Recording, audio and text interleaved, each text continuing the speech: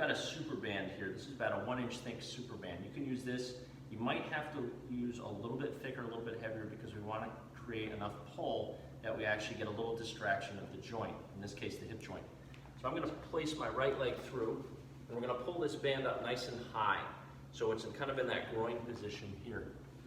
From here, I'm going to take the hip into some degree of external rotation and adduction.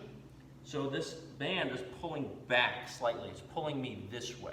So I've got a little bit of traction now. I'm going to go out just a little bit further, and we're going to try to rotate that hip.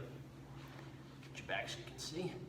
And then we're just going to gently mobilize the hip by sitting into that right hip. Sitting into it, letting that band pull. So what we're trying to do is get some elongation to the joint a little bit and to stretch out that posterior capsule.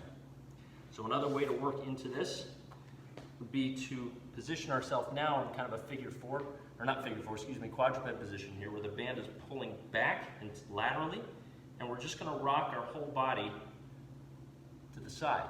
So my chest, my arms, my hips are rocking, and I'm getting that capsule, that posterior hip capsule, to stretch out a little bit, to elongate. So this is kind of a quick movement back and forth. So after that exercise, it should feel, this motion should feel a little bit easier. We should be able to get a little bit more of that external rotation into that hip. So give that one a shot if you're trying to loosen up the hip joint itself.